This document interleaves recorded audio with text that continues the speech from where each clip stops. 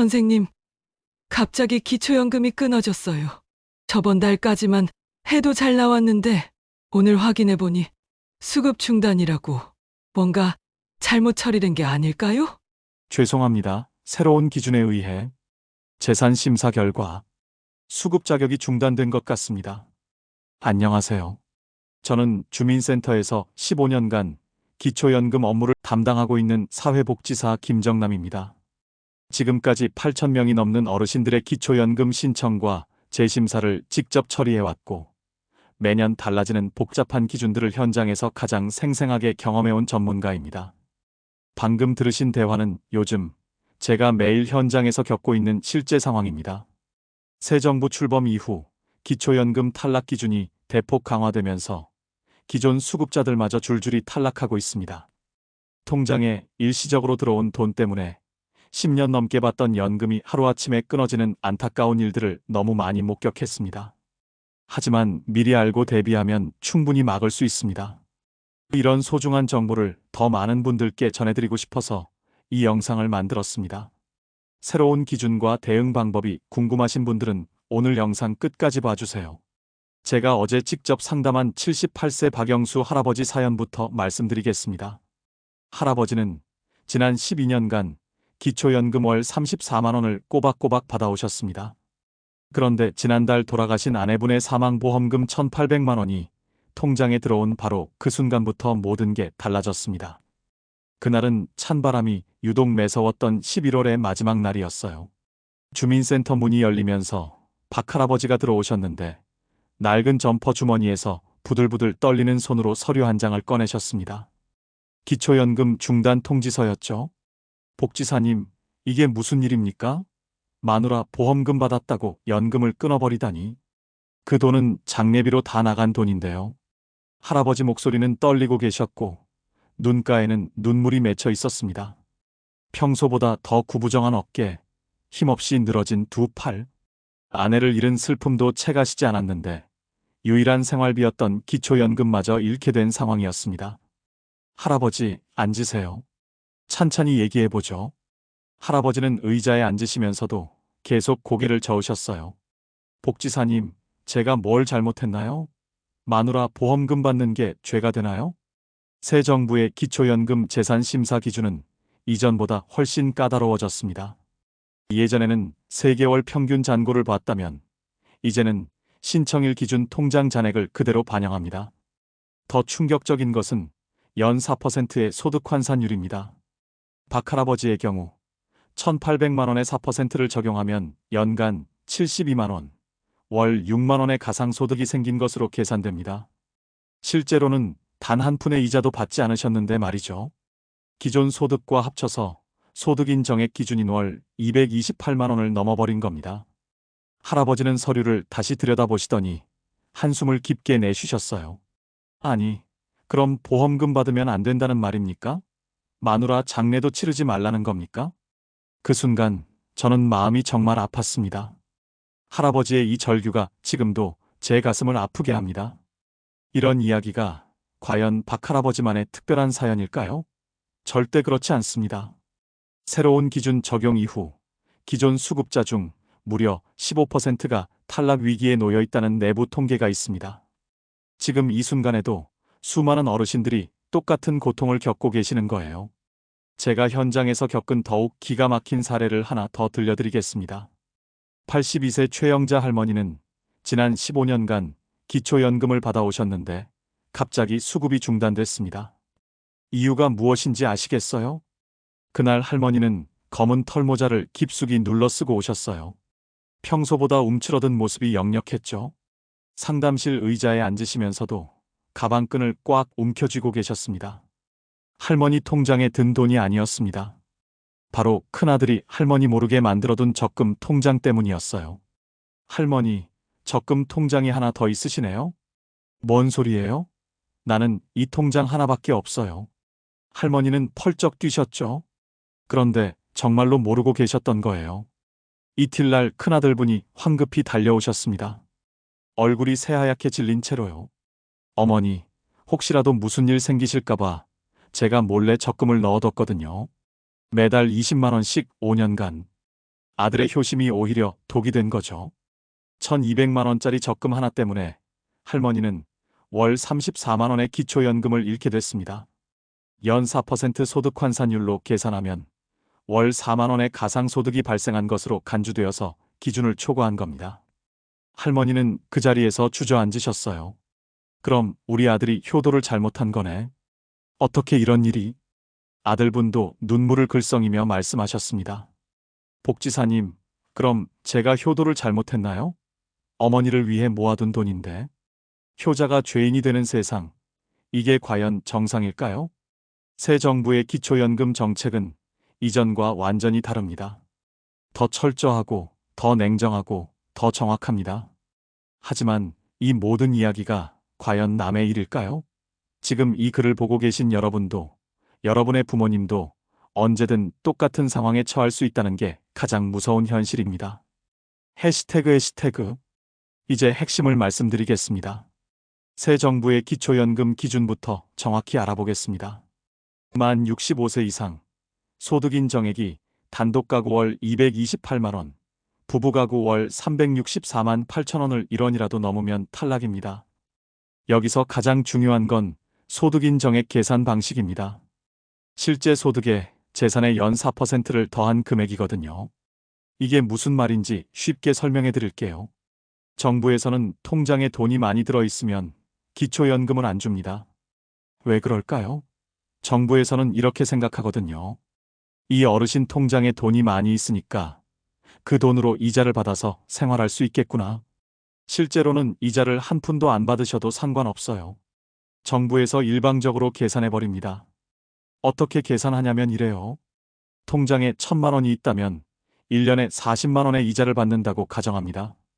그럼 한 달에는 3만 3천 원 정도 되겠죠? 박영수 할아버지 경우를 보세요. 통장에 1,800만 원이 있었잖아요. 1,800만 원의 4%를 곱하면 72만 원. 이걸 12개월로 나누면 한 달에 6만 원입니다. 정부에서는 할아버지가 매달 6만 원의 이자 소득이 있다고 계산하는 거예요. 할아버지가 받던 국민연금 50만 원에 이 6만 원을 더하면 56만 원이 됩니다. 여기에 다른 소득까지 더해지니까 기준을 넘어버린 거예요. 그럼 도대체 통장에 얼마까지 있어야 안전할까요? 아주 간단하게 말씀드리겠습니다. 국민연금을 조금 받으시는 분이라면 통장에 5천만 원 넘게 있으면 위험합니다. 6천만 원 이상 있으면 거의 확실하게 탈락한다고 보시면 됩니다. 그런데 가장 무서운 게 이거거든요. 예전에는 3개월 동안 평균을 내서 봤어요. 그런데 이제는 신청하는 그날 통장에 얼마 있는지만 봅니다. 그래서 박 할아버지처럼 갑자기 보험금이나 퇴직금이 들어와도 바로 탈락할 수 있어요. 하루 전까지는 괜찮았는데 하루 만에 연금이 끊어지는 거죠. 최영자 할머니는 더 억울해요. 본인도 모르는 적금 때문에 탈락했거든요. 아들이 효도한다고 몰래 넣어둔 1,200만 원 때문에 매달 4만 원의 가상소득이 생긴 걸로 계산됐어요. 김철수 할아버지는 아예 20년 전에 만들어진 통장 때문에 탈락했어요. 2,500만 원짜리 예금 때문에 매달 8만 원 넘는 가상소득이 생긴 것으로 계산된 거죠. 이제 정부에서는 모든 통장을 다 찾아냅니다. 여러분이 잊고 있던 옛날 통장까지 다 나와요. 무서우시죠? 하지만 걱정하지 마세요. 방법이 있습니다. 해시태그. 여러분, 절망하지 마세요. 희망은 분명히 있습니다. 제가 지난 15년간 현장에서 수많은 어르신들을 도우며 깨달은 한 가지 확실한 사실이 있습니다. 통장 관리만 제대로 하면 이 모든 문제를 해결할 수 있다는 것입니다. 앞서 말씀드린 78세 박영수 할아버지 기억나시죠? 아내분 보험금 1,800만 원 때문에 기초연금이 끊어진 그 할아버지 말입니다. 할아버지는 그날 제 앞에서 한참을 우셨습니다. 굽은 어깨가 더욱 움츠러들었고 말씀하시는 목소리도 점점 작아지셨죠. 복지사님, 이제 정말 어떻게 살아야 할까요? 마누라도 없고 연금도 없고 혼자 뭘 먹고 살라는 건지. 그때 저는 할아버지께 이렇게 말씀드렸습니다. 할아버지, 포기하지 마세요. 제가 방법을 알려드릴게요. 아직 늦지 않았습니다. 그리고 정확히 3개월 후 박 할아버지는 다시 기초연금을 받기 시작하셨습니다. 1,800만 원은 그대로 두고도 말이죠. 할아버지가 제게 전화를 주셨을 때의 그 기쁜 목소리를 저는 평생 잊을 수 없을 겁니다. 복지사님, 정말 됐어요. 오늘 통장에 34만 원이 들어왔어요. 어떻게 이런 일이 가능한 거예요? 82세 최영자 할머니도 마찬가지였습니다. 아들이 몰래 넣어둔 적금 1,200만 원 때문에 연금이 끊어졌던 그 할머니요. 지금은 적금도 그대로 두고 기초연금도 다시 받고 계십니다. 심지어 2,500만 원 휴면계좌 때문에 곤란했던 73세 김철수 할아버지도 지금은 해결됐습니다. 어떻게 이런 기적 같은 일이 가능했을까요? 제가 지금부터 그 비법을 모두 공개하겠습니다. 15년간 현장에서 쌓아온 노하우, 수천 명의 어르신들에게 직접 적용해서 100% 성공한 그 방법들을 말입니다. 이 방법들은 모두 완전히 합법적이고 오늘 당장이라도 실행 가능하며 무엇보다 돈을 잃지 않으면서도 기초연금을 지킬 수 있는 현실적인 해결책들입니다. 첫 번째 해결책은 바로 6개월 생활비 분리법입니다. 박영수 할아버지에게 제가 가장 먼저 제안한 방법이 바로 이것이었어요. 할아버지는 처음에 고개를 저으셨습니다. 복지사님, 그 돈은 마누라 보험금인데 함부로 건드릴 수가 없어요. 마누라가 마지막에 남겨준 돈인데. 할아버지의 마음을 충분히 이해했습니다. 하지만 저는 할아버지께 이렇게 말씀드렸어요. 할아버지, 돌아가신 할머니께서 그 돈을 남겨주신 이유가 뭘까요? 할아버지가 편안하게 사시라고 하신 거 아닐까요? 그런데 그 돈 때문에 할아버지가 더 힘들어지신다면 할머니께서 원하시는 게 아니겠죠? 할아버지는 한참을 생각하시더니 천천히 고개를 끄덕이셨습니다. 방법은 간단합니다. 한 달 생활비의 정확히 6배만 생활비 통장에 남겨두는 것입니다. 할아버지는 한 달에 80만 원으로 생활하고 계셨어요. 그렇다면 80만 원 6개월 480만 원만 주거래 통장에 남겨두는 겁니다. 그럼 나머지 1,320만 원은 어떻게 하죠? 그건 제가 알려드릴 다른 방법들로 처리하면 됩니다. 절대 사라지는 돈이 아니에요. 왜 하필 6개월일까요? 제가 15년간 수천 건의 사례를 분석한 결과 6개월이 가장 안전한 기간이었습니다. 3개월은 너무 짧아서 갑작스러운 병원비나 경조사비에 대처할 수 없고 12개월은 너무 길어서 소득인정액 계산에서 불리합니다. 정확히 6개월이 최적의 황금 기간이에요. 6월 생활비 70만 원이시라면 420만 원만 남기세요. 6월 생활비 90만 원이시라면 540만 원만 남기세요. 6월 생활비 100만 원이시라면 600만 원만 남기세요. 이렇게 하면 소득 환산율 4%를 적용해도 월 1만 4천 원에서 2만 원 정도의 가상 소득만 발생합니다. 기초연금 수급에는 전혀 문제가 되지 않는 수준이죠. 박 할아버지는 이 방법만으로도 소득인 정액이 크게 줄어들었습니다. 하지만 완전한 해결을 위해서는 나머지 1,320만 원을 어떻게 처리할지가 관건이었어요. 그래서 제가 두 번째 비법을 제안했습니다. 두 번째 해결책은 은행들이 절대 먼저 알려주지 않는 노인 우대장기 예금입니다. 박 할아버지에게 이 방법을 설명했을 때 할아버지는 처음에 의심스러운 표정을 지으셨어요. 복지사님, 그런 좋은 게 있으면 은행에서 왜 안 알려줬을까요? 저 벌써 그 은행 30년 넘게 다녔는데. 할아버지, 은행 직원들도 이 제도를 모르는 경우가 많아요. 알아도 굳이 알려주지 않고요. 왜냐하면 은행 입장에서는 수익성이 낮은 상품이거든요. 이 상품의 정식 명칭은 은행마다 다릅니다. 국민은행의 골드라이프 정기예금, 신한은행의 평생 든든 예금, 농협의 황금 노후 적금 같은 이름들이죠. 핵심은 이겁니다. 65세 이상 어르신이 3년 이상 만기로 가입하면 최대 3천만 원까지는 기초연금 재산심사에서 완전히 제외해준다는 것입니다. 그게 무슨 말인가요? 쉽게 말해서 3천만 원이 없는 것처럼 계산해준다는 뜻이에요. 소득 환산율 4%도 적용하지 않습니다. 할아버지 눈이 휘둥그레졌습니다. 그럼 제가 가진 1,320만 원을 그 예금에 넣으면? 네, 맞습니다. 1,320만 원이 아예 없는 것처럼 계산됩니다. 소득인 정액에서 완전히 빠지는 거죠. 하지만 여기서 주의할 점이 3가지 있습니다. 첫째, 중간에 해지하면 모든 혜택이 사라집니다. 그냥 일반 예금으로 바뀌어서 다시 소득 환산율이 적용되죠.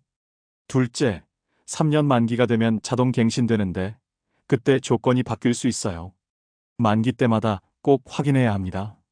셋째, 은행마다 이자율과 세부 조건이 다르니까 반드시 비교해 봐야 해요. 박 할아버지는 고민에 빠지셨습니다. 3년 동안 돈을 못 쓴다는 게 부담스럽네요.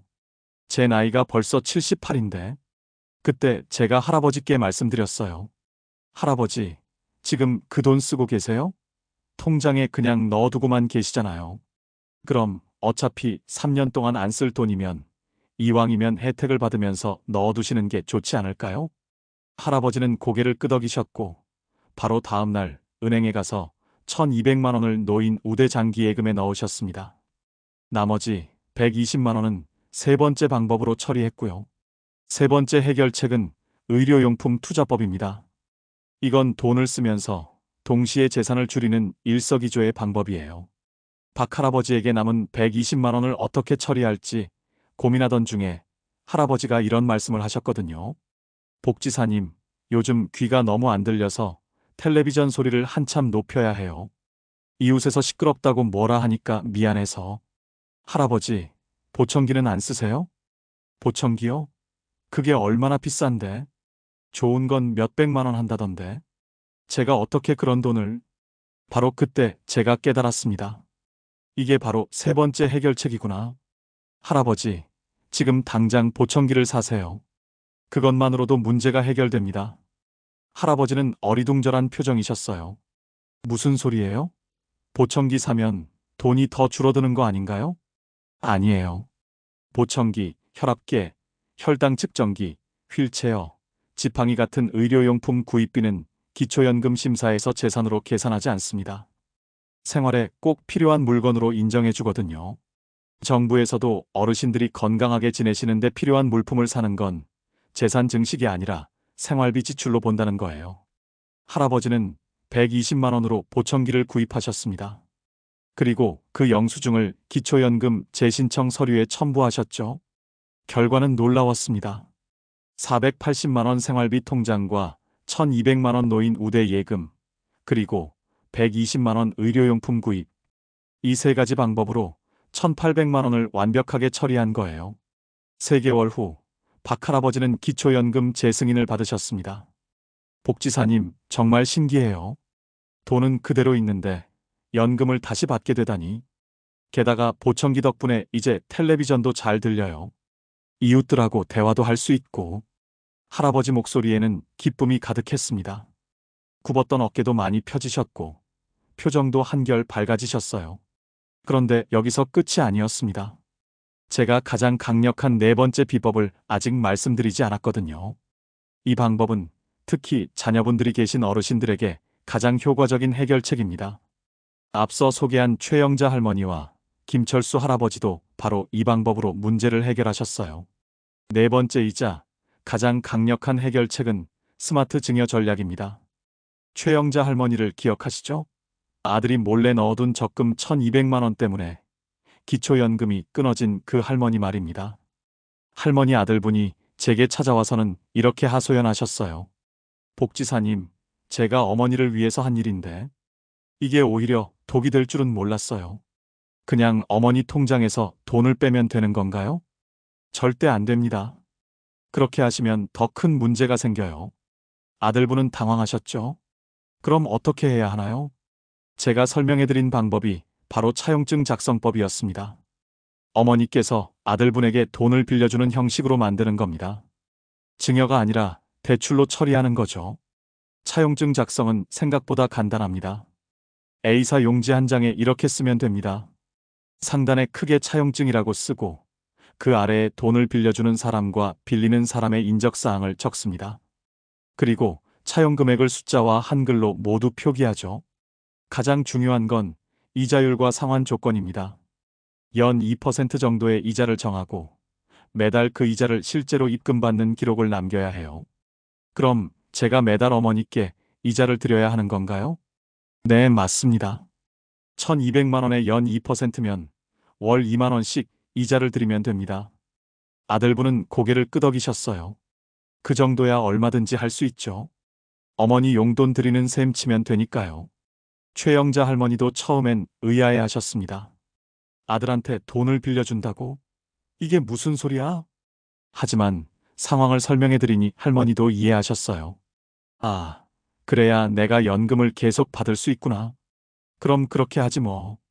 차용증을 작성한 후 3개월 뒤 할머니는 기초연금을 다시 받기 시작하셨습니다. 1200만 원은 그대로 있지만 이제는 할머니 재산이 아니라 아들에게 빌려준 돈으로 분류된 거죠.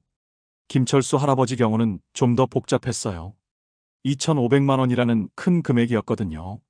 할아버지, 자녀분이 몇 명 계세요? 아들 2, 딸 1 있어요. 그럼 3분에게 나누어서 차용증을 쓰시면 됩니다. 아들들에게는 각각 1000만 원씩, 딸에게는 500만 원으로요. 현행 세법상 자녀 1명당 10년 동안 5천만 원까지는 증여세 없이 돈을 줄 수 있습니다. 하지만 차용증으로 처리하면 증여가 아니라 대출이기 때문에 금액 제한이 없어요. 할아버지는 3자녀에게 각각 차용증을 써주셨고 매달 총 4만 2천 원씩 이자를 받고 계십니다. 할아버지 입장에서는 오히려 용돈이 생긴 셈이죠. 6개월 후 할아버지도 기초연금을 다시 받게 되셨습니다. 지금까지 4가지 비법을 모두 말씀드렸습니다. 하지만 가장 중요한 건 이 방법들을 언제, 어떤 순서로 실행하느냐입니다. 제가 15년간 현장에서 쌓은 경험을 바탕으로 실전 타임라인을 알려드리겠습니다.